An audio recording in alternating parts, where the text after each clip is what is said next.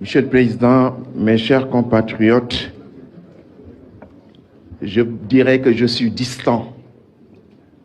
Je suis ni de la majorité ni de l'opposition. Wolof dafa wax ni ku tëbee si kàmb dal si daay am na beneen tëbin bu lay xaar dama tëbee si kàmb Benno Bokk Yaakaar dal si daayu Yewwi Askan Wi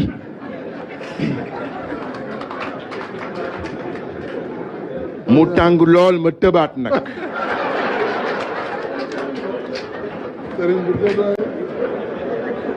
pour l'instant maa ngi si jaww ji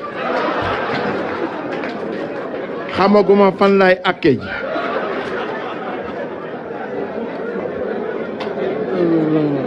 Monsieur le Président, j'ai participé à dialogue national de 2016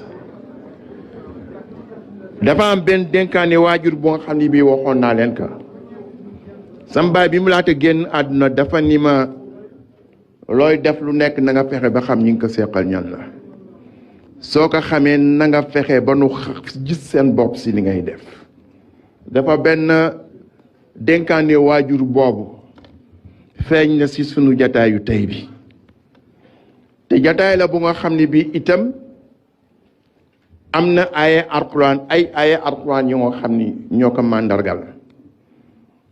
Le thème du Gamou de Tivaouane de cette année c'était quoi? Qulu linnasi husna. Den seet lu rafet ngeen koy wax nit ñi. Ma dem si benn conférence internationale religieuse thème bi doon lan yaa ayyuhal lazina amanu udxulu fi silmi kaffa wala tattabi'u xutuwat shaytan innahu lakum aduwwun mubin. Na ngeen dugg si jàmm ba sës bu leen topp li nga xam ne lii moom la leen seytaan yi di xiir ngeen koy def mooy seen noon bi gën màgg waaye dialogue bi ki ko résumé si alquran mooy yàlla si boppam shawirhum fil amri iza ta'azzamta tatawakkal ala allah ni yonent bi gis nga ñii la war def leen ay nawle di diisoo ak ñoom ku nekk wax la xalaatam su ñëpp waxee seen xalaat ba pare nag bàyyi yëpp si loxo yàlla te tawakkal ala allah mais mu am sama benn cousin bu reelu te tawakkal ala allah nan la ko firee na nga gëmm dóor gëmmal dóor. Monsieur le Président, quand on aura fini ce dialogue dam lay ñaan rek nga gëmm dóor en tenant compte de ce que tout le monde a déjà dit. Jean Jaurès disait qu'il faut partir du réel.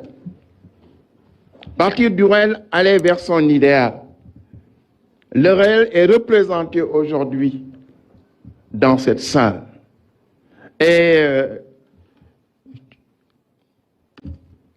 Chomsky disait, Gramsci, le grand philosophe italien Gramsci disait que l'ancien monde se meurt, le nouveau monde tarde à apparaître. Et dans ce clair-obscur apparaissent les monstres. Et je suis persuadé que avec ce dialogue-là, nous allons aider le nouveau monde à apparaître. Et nous éviter les monstres.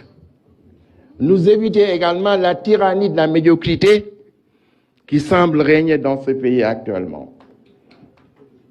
Et je crois que c'est heureux que le président de la République ait pris l'initiative d'appeler tout le monde. Nous sommes présents à tous les dialogues. Nous étions là aux Assises nationales et qui était le questionnement pluriel de l'ensemble des questions, des problèmes qui se posaient à ce pays. Ce dialogue également est ce questionnement.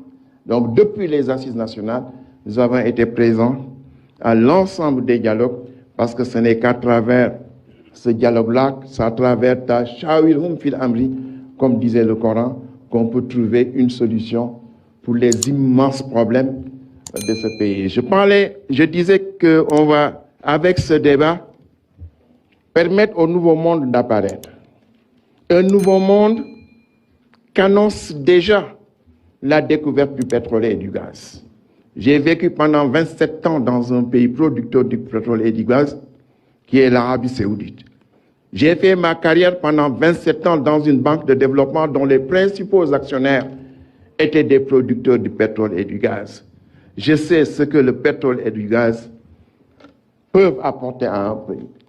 Donc cette manne divine, nous devons réunir toutes les ressources naturelles, mais aussi les ressources humaines, mettre ça en musique autour d'une table, comme la salle le représente aujourd'hui, pour parvenir à mieux distribuer ces ressources et faire de telle sorte que le peuple sénégalais en bénéficie. Je viens de Saint-Louis, je suis Saint-Louisien. Et tous les ans, il y a 70 femmes qui meurent en donnant la vie. Saint-Louis. 70 femmes meurent tous les ans en donnant la vie. Dieu a voulu que cette manne se trouve à Saint-Louis, le pétrole et le gaz. Et mon souhait le plus cher, c'est de faire de telle sorte qu'on puisse utiliser les recettes du pétrole et du gaz pour endiguer ce fléau. Et je suis persuadé qu'à l'issue des recommandations de ce débat-là, nous pourrons atteindre à notre fin. Contribution. Assalamu alaikum wa rahmatullahi ta'ala wa barakatuh. jërëjëf Serigne Mansour Sy Djamil ci kaddu gi xëy na nag si jaww ji boo nga xool bu baax nag fa ngay cëppeelu Serigne bi